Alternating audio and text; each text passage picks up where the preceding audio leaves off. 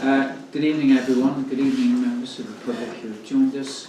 I understand that we can change the format slightly this evening because we have no one to address us about non-planning matters, for want of a better phrase.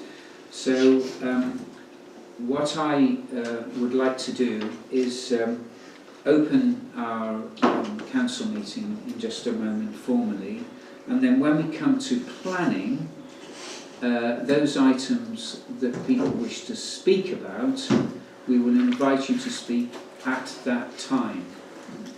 Once you have spoken, that's it, and we don't expect you to interfere with what comments are being made by the councillors in this matter. Okay, so you get your chance to speak.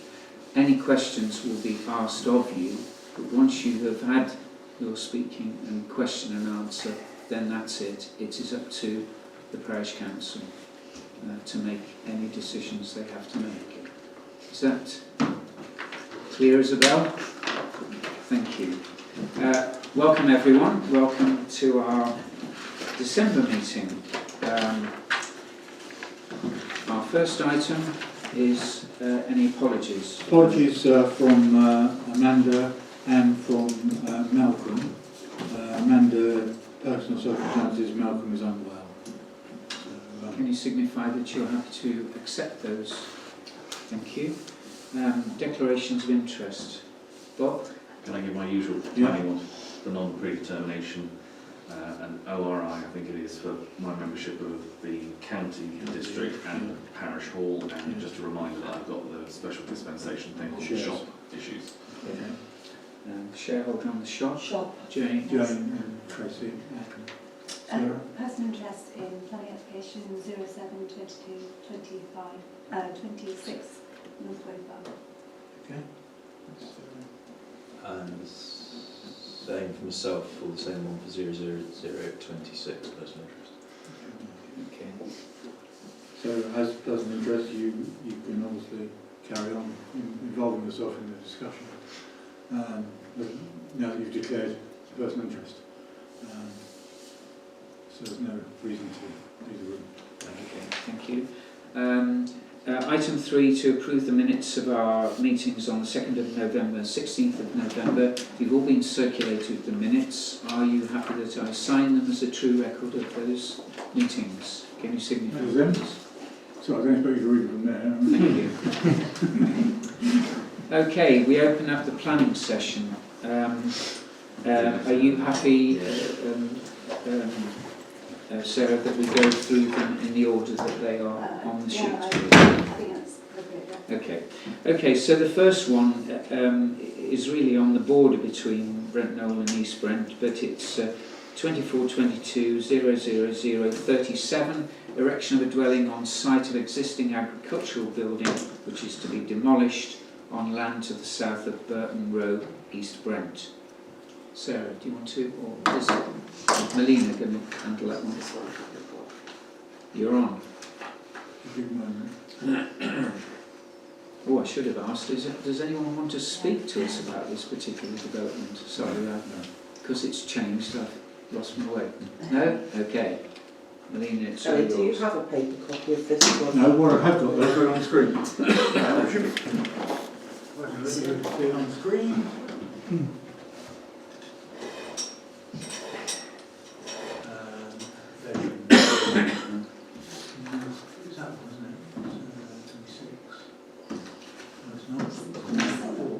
No, we haven't got 24. This was the East Brent, isn't it? It's 37, it's East Brent. Yeah, it's East Brent.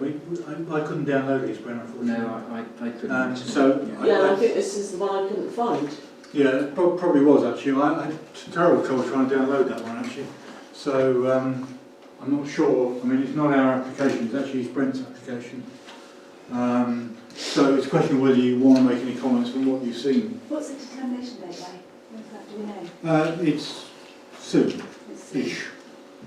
So what's the best way of dealing with it? Well, Is it have you got any views on it, basically, I suppose? You know, have you got any views, having looked at it? You presumably I have can looked find at it. it.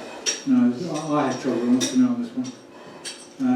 They already had change of use on it. Yeah. And what they're building is only very, very fractionally larger Yeah. than, it's a metre wider than what they planned. So it didn't look like a significant change really. Okay, so it seems that we just put this through on the basis of no observations. Malene? I second that. Okay, so can you signify whether you're happy to put that through with no observations, please? That's carried, thank you. Okay, let's get down to business. Does anyone want to speak to us on 0722 0025, change of use of residential shed to Class V8 storage, including erection of new entrance gate and fence into the west boundary, retrospective application at Havard Wood Lane, Limpsham? Who would like to speak to us about that? I would, please. Okay, the floor is yours. Can you tell us who you are, please? So, this is Aaron and Jen. We are the owners of Hafford. We live there and have done for almost 3 years now. I just want to thank you for your time and letting us come down here and say our few comments. I'm here to present our application for change of use from a domestic garage shed to a Class B8 storage. My wife and I started our small business in 2016 from nothing. We remortgaged our property and became entrepreneurs. The first year was statistically proven to be difficult, working multiple jobs and making ends meet. As the years went by, we built up a local and loyal customer base. We were using our reviews and word of mouth to keep work flowing. We were determined to succeed. My wife and I were often on building sites and frequently seen digging holes and mixing concrete to the surprise of a predominantly male industry. From 2018 to 2020, we rented a 20-foot shipping container in Cheddar for predominantly tool and equipment storage. Whilst the storage facility was more than adequate, it was very uneconomical, and we often found ourselves contributing to the busy morning and evening commute and traffic jams, often to drop off a cement mixer or quite simply a small trailer. We purchased Hafford in 2020, early 2020, and the surrounding paddocks. And at this point we were pregnant and expecting our first child. My wife continued to work on the building sites with us until we were forced to employ our first and only employee. Our business is a small business, and best compared to that of a self-employed electrician, plumber or builder. We attend our customers' properties to complete work. Our gates are made locally in Cheddar by my brother-in-law's company. We do not manufacture our own gates and have no intentions to ever do so. We often get our gates delivered to site or pick them up on way to our customer's property. Very occasionally we will have to store a gate at our garage if the customer is not ready for us. The new proposed gateway and pillars is only 600mm wider than the existing pair of wooden farm gates, which were continually left open. Being a single track lane, the additional width of the gateway will ensure we can safely get our van and cars off the road. The proposed gateway will also add privacy to our kitchen, which overlooks our driveway and road. The proposed gate is also 2 metres further back inside the property, allowing a vehicle to park adjacent to the gate and be safely off the road. It will also act as another passing point along the lane.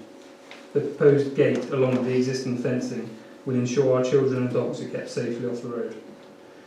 We have now found our niche in our market. We wish to remain small and personable. Our customers always reference how nice it is to deal with a small company. Our growth over the last 3 years has only remained in line with that of inflation. We serve in excess of 1,000 customers, all of which are within 50-mile radius. More than 70% of our customers are within a 25-mile radius. And since moving to the area, we have provided our services to many in Brent Knoll, East Brent, Limpsham, Burnham, Highbridge and Weston, to name a few. Our customers are 70% domestic, with the remaining 30% being schools and commercial sites. We are a local business providing our services to those locally. The application doesn't contravene any Sedgemoor planning policy, D19 landscapes, D22 trees and woodlands, D24 pollution impacts of the development, D25 protecting the residential amenities of the building. The building already exists and the application doesn't seek to alter the appearance or footprint of the building. The application supports Sedgemoor policy D15 economic prosperity, as our business employs myself, my wife and 1 local employee. It must be remembered that Hafford is located in a small hamlet of small holdings, farms and other businesses alike. To the north of Hafford by some 80 metres is Brambles, which serves as a small holding and a gin distillery. To the west of Hafford is Pear Tree Cottage, which again serves as a small holding. Further west is Lower Wick Farm, which offers holiday lets and is the established address of DJ Cole's Plumbing and Heating, as illustrated on Google Maps. Further southwesterly is Wick Farm, a commercial farming enterprise. South of Wick Farm is Upper Wick Farm, which again is a family-run equestrian livery business. All 5 of the closest properties to Hafford have businesses operating from them in one way or another. I must make it clear that we do not want to manufacture our own gates. The application simply seeks to change the use of a domestic garage to a secure storage space for our tools and equipment. With the cost of living crisis and unprecedented times ahead, crime rate has and is rising. It is no secret that tradesmen vans are high on the agenda to thieves. In fact, on average, a tradesman van is broken into every 23 minutes in the UK and costs tradesmen in excess of £264 million a year. Unfortunately, the authorities are so far stretched that tool theft is not very high on the agenda, and it means it's up to the tradesmen to secure their tools themselves, often with secure garages, additional locks, cameras, security lighting, fencing, gates, all of which were recommended to us by the local policing authority. In these unprecedented times, it's crucial we support small businesses, often referred to as the backbone of the country, which contribute £2 trillion in turnover to the British economy and employ 44% of the British workforce. On conclusion, our application has minimal, if any, effect on our local community and infrastructure. It simply seeks to change the use of an existing building, surrounded by other local businesses and farming enterprises, and provides a small business with a safe, secure and economical storage facility to allow us to continue supporting local customers, businesses and schools. Thank you. Would anyone like to speak regarding this particular planning application for help? Yes, I would, please. Okay. Can you introduce yourself, Yeah, please? okay. I'm Tim Griffith. Excuse me. I'm Tim Griffith Jones, and I live in Pear Tree Cottage, which is directly opposite Hafford along Wick Lane. Okay. I mean, it is clear that a commercial business is being run from this site, and Wick Lane is a relatively isolated rural location, and we don't believe that commercial activity is appropriate in a site such as this. Some of the supporting comments suggest that there has been significant business development along Wick Lane, and I think that is very misleading. There is one large farm along Wick Lane, but apart from that, there is really no significant business development along Wick Lane. The business has continued to expand. It started with 1 employee. There are 2 employees who come every day and then go out with the vans. There was 1 van, there are now 2 vans. There is heavy plant equipment on the site. And Wick Lane is a long, narrow, single-track lane, and we simply believe that this is inappropriate for commercial activity of this type. It's against the national and local policy to have commercial work in sites such as this. We wish the business every success, but this type of business is supposed to be conducted on industrial sites, and that is what we feel would be appropriate. We don't feel it would be appropriate to continue this activity in Wick Lane. And we feel that approval of this application would really legitimise a commercial business. So we'd urge you to recommend that this proposal is refused. Okay. Anyone else would like to speak, or any questions of the 2 speakers? One question I would like to ask: if you're not manufacturing, how are you getting your deliveries? Yeah. And what vehicles are using the narrow, which is it is an awkward lane. I drove down there myself the other day to have a look at the site. Yeah. What sort of vehicles do you use, and do your deliverers use? Yeah, so that's a good question, because I think there is perhaps some misleading conversations going on in regards to heavy plant and HGVs. That's certainly not the case.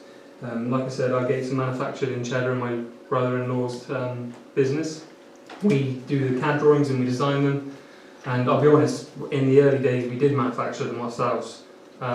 through renting of a workshop, and it quite quickly became apparent to us that that wasn't economical, it wasn't profitable, and in fact it was better to operate on the purchasing of gates and getting them delivered to sites or picking them up en route to the job. In regards to deliveries, I think we would average maybe 1 DPD van a week, no more than any normal residential household, and I would argue that we actually get more deliveries to our residential property from Amazon than we do for our business. And I would certainly compare it to that or less of than the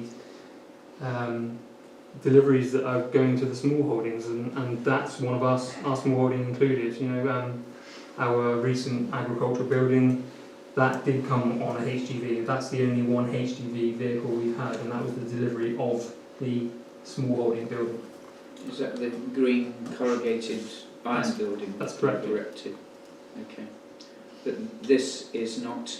And to be, can I just, sorry, Yeah, sure. just to be crystal clear, the heavy plant that Mr. Griffith-Jones there is referring to isn't anything to do with the business. That is purely to do with the small holding. The digger, the very small digger, is occasionally used on a job. Yeah. Okay. Can I comment on that? Is that If you'd like to, yes. Yeah, I don't think that is true, because we hear beeping early in the morning and when vans return. So clearly that heavy plant is being used. And I mean, there is minimal agricultural activity going on the site at the moment. There have been some chickens and a few pigs, but certainly not enough to justify that sort of heavy plant. So I do believe it is being used as part of the business. Can I respond to that? You If you will ask on. So the beeping in the morning is us moving, for security purposes. We've got 3 trailers, and they're certainly high on the agenda for being stolen. So the beeping in the morning is us actually moving a pallet out of the way, which we put in at night time to block the gateway to prevent the trailers from being stolen during the night. Yeah, is this the gateway that is opposite the green shed that you are, where you've put those? Yes, tip skips. Yeah, Full of a logs. bit unsightly, but Yeah, I totally agree, and hopefully with approval we'll be able to put a nice looking gate there for security. Well, I think that's the subject of the second application, True. though, isn't it? Yeah. What we're talking about, councillors, is an existing building that is now required to be storage, for want of a better word. So And has it's been. Sorry? And has been for storage for the last 3 years. So it's an existing building that's just been reconstituted as a store. It's at the rear of the farm. But I think I'll close that now and open our own discussion. Sarah, are you leading us on this one? Yeah. Okay. So I think firstly, what we need to do as councillors is to consider what the application in front of us is, rather than perhaps dwell on the question of perhaps previous use, etc. The application is clearly for BA use. We also perhaps need to be conscious of the fact that the use will run with the land. So in the event that the land is ultimately sold, the BA use will be available on that land, and future use might be something different. So we just need to be perhaps conscious of that. The application is retrospective, but as councillors we will be deliberating to that, so yeah, just to be mindful of that. So really just going through the points that have been raised, and thank you for your comments. It's change of use of a residential shed to class B8, which is storage and distribution. And the application also includes the execution of new entrance gates and fencing to the western boundary at Yes. Yeah. Salient points in the planning statement: it's retrospective, no weighting applied. The unit is currently used for residential storage. It sits within the residential curtilage to the property. The applicant requested to be used to support his business, AJ Gates, for the storage of equipment, and said it's storage and distribution, but not manufacturing, and that is what is being sought for at this time. The purpose, I understand, is that it will avoid the costs inconvenience and security risks from off-site storage. It does not involve industrial commercial use. A new front fence and electric gate is also to be introduced for additional security and upgrade to the appearance of the site generally. The statement goes on to advise there's no further impact on the public roads, pedestrian rights of access, there's no impact on the neighbourhood, there's been no increase in traffic to sites as they live the property, and the appearance of the shed in this member remains unchanged, and that has planning consent, so it's actually just the use, there's no alterations. It's within a flood area, but a flood risk assessment has been provided, and it will continue to use its existing watercourse. The unit is visible from the public highway. In terms of planning policy, small-scale employment development is supported within the settled boundaries where it's appropriate to scale and character of the community and promotes local job opportunities. But there is also a presumption in favour of residential amenity being upheld. So I think, having considered there are a number of responses from statutory consultees and also from interested parties, and there were 18 responses from interested parties, and I've really just gone through, looked at what those responses are, and they are for and against. I mean, to bear that in mind, they're all valid reasons, but we need to consider what our material planning considerations in determining our decision. So some of the arguments, loss of residential amenity land, unacceptable impact upon the residential amenity of occupants of nearby dwellings, perhaps overbearing visual dominance of the access way, noise or disturbance to and from the site and loss of privacy. But the counter-arguments are it already exists, there's no changes to the unit itself, there's no immediate neighbours bar one opposite, but nevertheless there is one opposite and that needs to be considered. The rural area does have commercial farms along Wick Lane, another commercial enterprise, potentially, but we've heard the comments this evening on that. That it reverts back to the existing use, which was a commercial farm, and the storage and distribution is slightly different to that, but it was a commercial farm in its history. There is an argument there's no additional road movement, as the applicant lives there, and planning policy supports economic development. Going through, however, some of the other objections and letters of support, Network Rail have confirmed they've got no objections, it does but the railway. The development is not supported arguably by a suitable transport assessment report, which is likely required for commercial use. That's something that needs to be considered. It is a single track lane, which has been talked about with restricted speed limits, and this should be considered in light of the movement and the nature of the vehicles involved. The roadway does show some damage from weight activity of traffic currently, but that is not necessarily related to this particular application. Maybe it's just relative to the use for other facilities on Wick Lane. There's an argument that rural areas unsuited to commercial activity, the adverse impact on local network, and safety, security, noise and light are better supported within an industrial estate rather than here. There's also a redevelopment of agricultural rural land, but we'll do that in a separate application. But in support, it's a viable economic proposal to secure the equipment on one's own property. There's business efficiency and viability given the high costs of site alternatives. It's supported by the Chair of the Local Chamber of Commerce regarding the business efficacy of the development. Former use as a commercial farm unit. It's an employer of local staff and supports wider construction employment and supply chains. And the local plan supports small-scale employment development in appropriate scale and character. So I think they're the things, the material considerations that we need to think about. Everyone's had the opportunity to consider it. I just wonder whether anyone's got any comments. Yeah, I'd just like to ask the applicant one question, because it's probably something that is not specified, but what is the nature or the type of fence? Bear in mind you're in a rural community, and if you start sticking up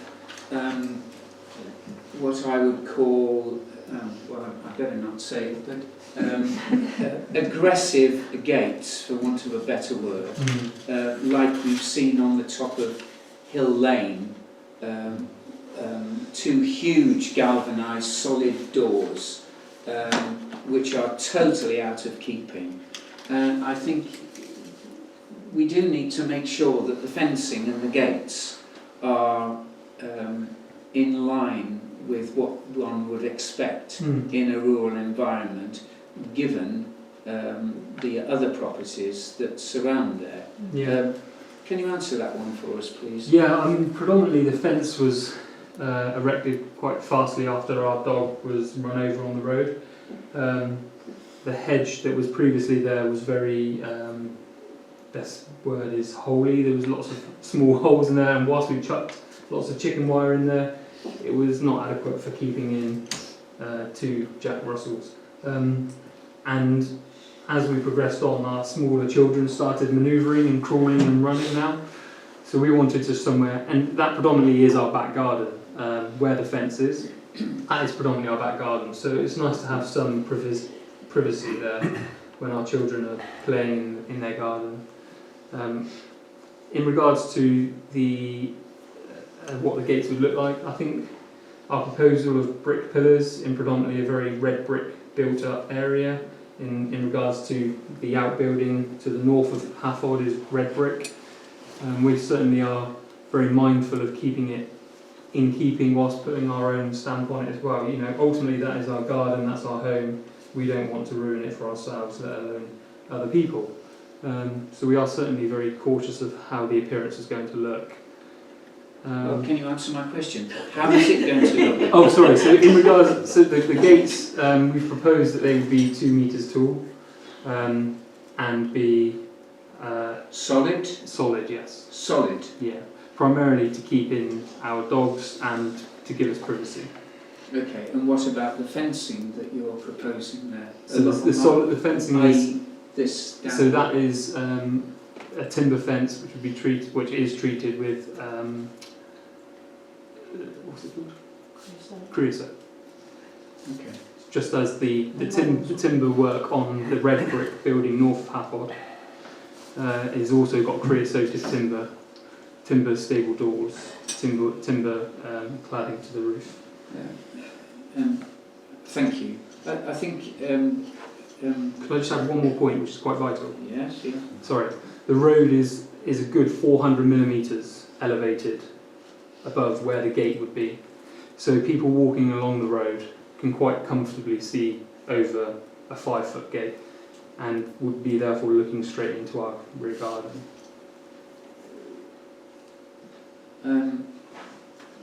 I think that tells us that we're going to get a wooden fence and some pretty solid gates.